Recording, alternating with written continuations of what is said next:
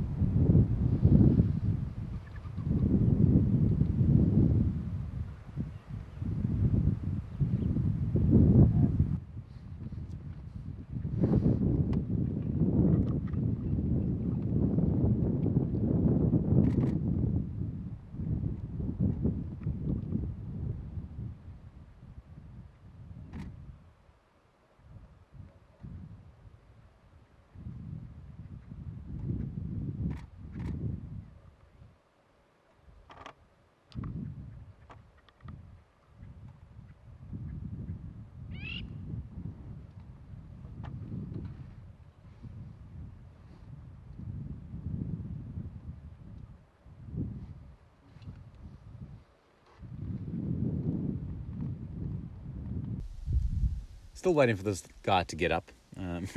Gone to rest in quite an atypical area. At the edge of a Mapani thicket, not providing the best visibility for this cheetah, but possibly in the wind he's feeling more secure here than out in the open.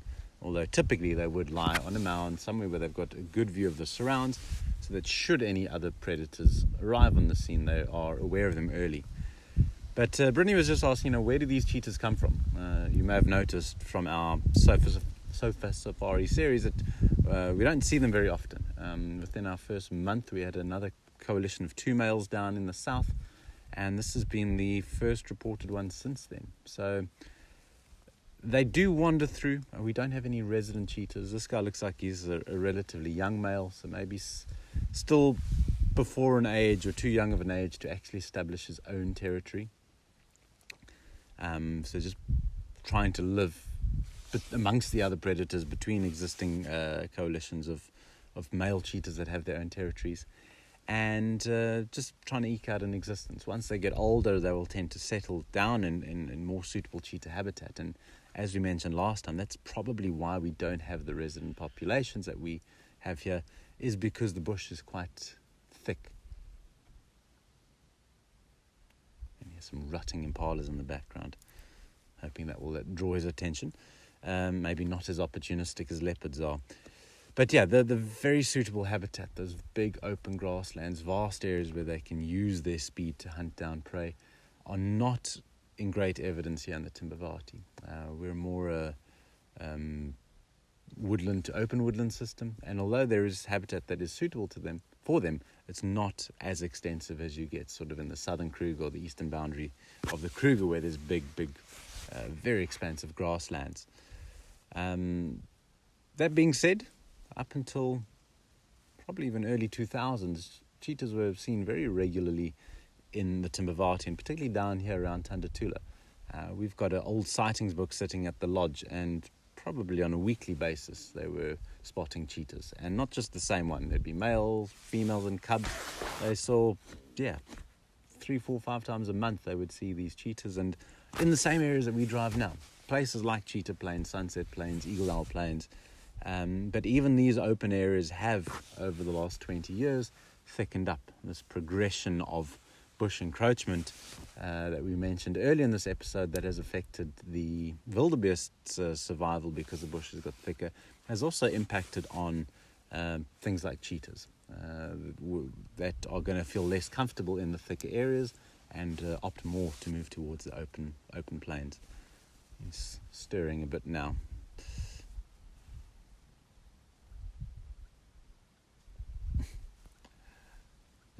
tail is majestic. You can see it swatting at the flies. But its main purpose as a fat, thick tail is to act as a counterbalance when they're running and the prey is twisting and turning at high speed, and just so that it doesn't overshoot, this tail swings out in the opposite direction just to try and turn the rear end of the cheetah so that it can keep pace with that prey item that it is chasing.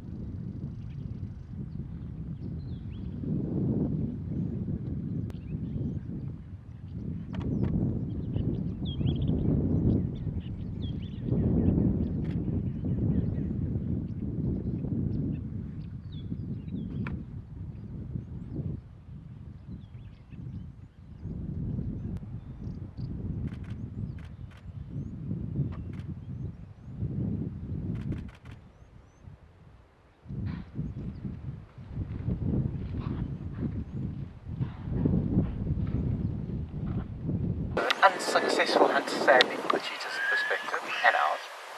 It wasn't an area that was conducive to sprinting. So definitely would have not the best chance of getting it in the thick, but he got a lot close to the fathers than he would have out in the open. He's chased, he's missed, they've alarm called, and he's now moved away from that area. Any other predator, lion, they even have had those alarm calls, potentially coming to investigate. Probably going to move away from that vicinity and find another place to rest up for a while.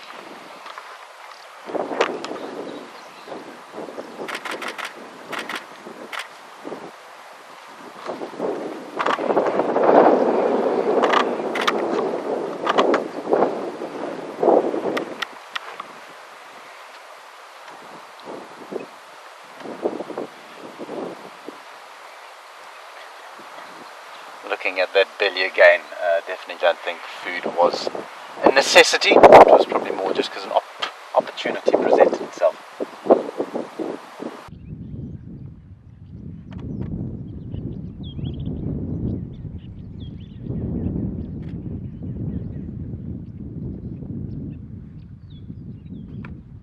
So our morning has proven to be anything but a failure. What a lovely 2 hours or so we've spent with this cheetah. Had a go at the impalas, wasn't lucky. He's gone back to rest in the place that he did spend much of our time with him.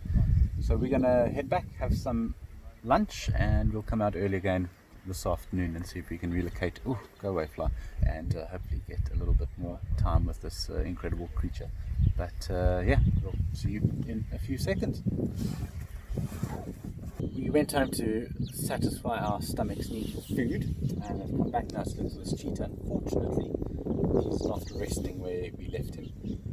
Checked a little bit around that section close to cheetah plains, but no joy. I'm just going to check some of the surrounding open areas, see if he's possibly here. Otherwise he'll maybe just stay in this area. He was so well fed, I can't imagine that he would have done a great deal during the heat of the day. But the first time in a while that we've been out towards Nishatan Dam, and as you can see, the general game is still very much at home here with our wildebeest, zebra, impala. It's out of frame now, but there was also a steenbok around here. None of them looking too alarmed, so I don't think our cheetahs walked past here in the last hour or so since we left him. But let's keep on searching. Let's hope it's better than that lion like we had this morning.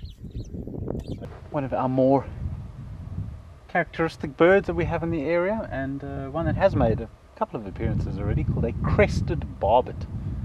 Normally we see them jumping around the trees going for fruits, but they are omnivores, and they will do what this one is doing and take insects from the ground. This one, the fact that it's feeding around elephant dung, most likely trying to go for some of the termites that have possibly started to break down and decompose that dung, and just eating them around the dung. You'll find many birds do this, not only digging through the dung for the seeds and the fruits that may have passed straight through the elephant's digestive system, but more importantly the insects and larvae that can be found in this dung after the elephants have long gone. Got another group of elephants now, sunbathing at Nishatan Dam.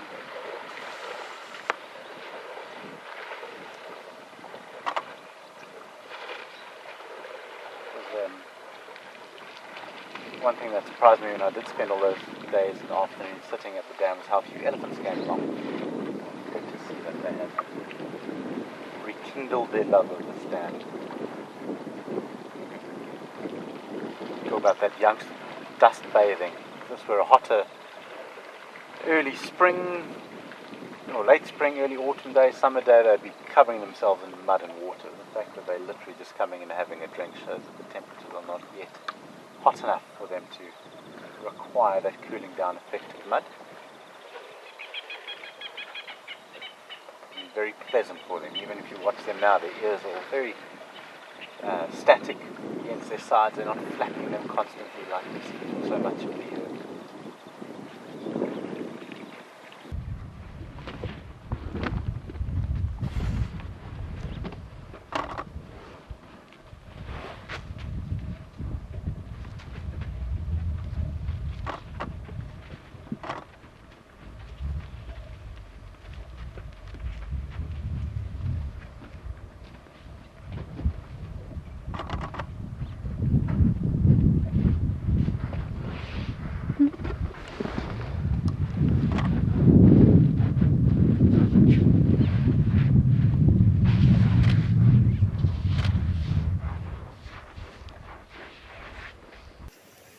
Possibly the cause of what made this group run away.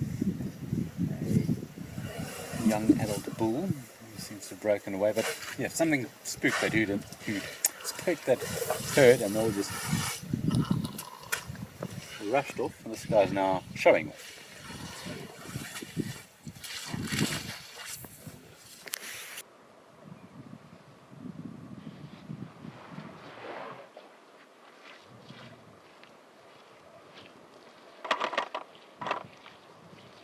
As you can see, just figured out.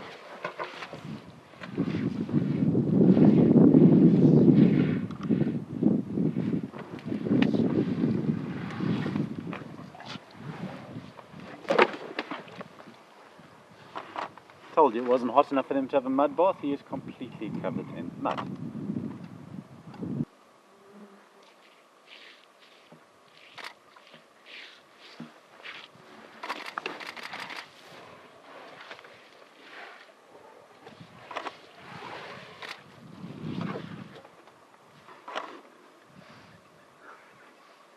Brittany's heart has skipped a few beats already, but no, he's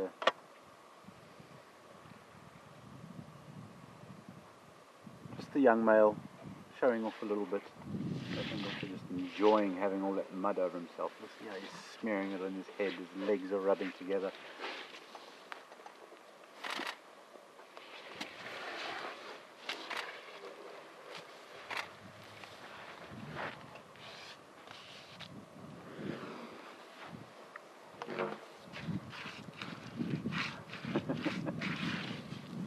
scratching his back leg.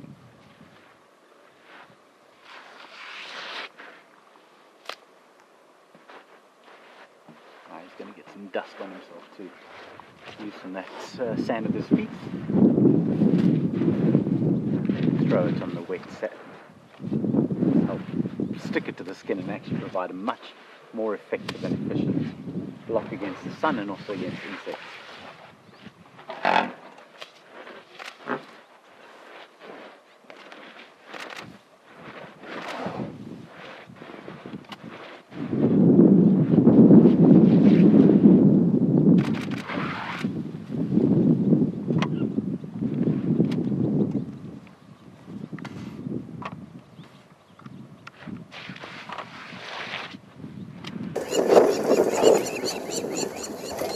So I went in on foot where we left that cheetah, just to see, rather than driving around, if I could find him, and I did. He didn't see me. He did get up and, well, he was walking away when I spotted him, but he hadn't seen me, so he's going to get in there quickly and see if he can relocate. He is here.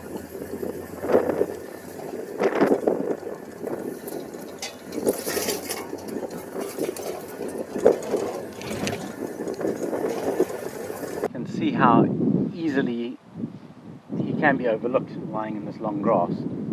So he wasn't far from where we came driving in at the start of the drive, but must have literally just been in a patch of grass and we failed to see him. And so fortunately, as I walked in, spotted him walking to a new shady spot, and he's now settled down no more than 100 meters from where we left him this morning.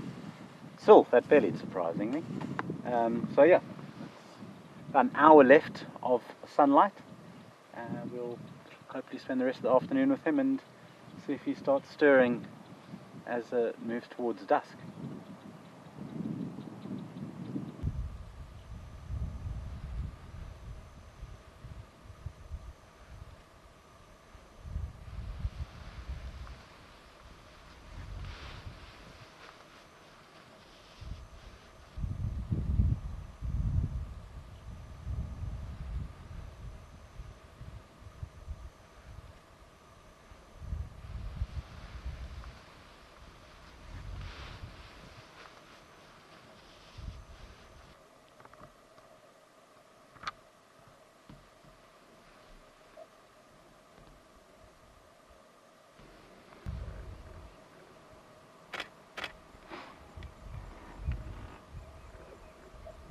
We have spent as long as we possibly can with this cheetah. The sun is dipping down on the western horizon there, and this boy is doing nothing other than dipping into the grass and dipping into sleep because he has not budged since we got here, which is a little frustrating, but hey, again, spending a good part of our day on drive with the cheetah is something that we don't often get to do here in the Timbavati, so a real blessing. His fat belly should subside during the night. Maybe tomorrow morning we get lucky. I'm sure he's not going to wander too far, possibly just rest up on these open areas here tonight, and I'll be out early tomorrow to see if I can get him on a solo safari, because I've been neglecting those. But thank you for watching this episode of Sofa Safari, and we will see you again next time. Until then, take care, stay safe. Cheers.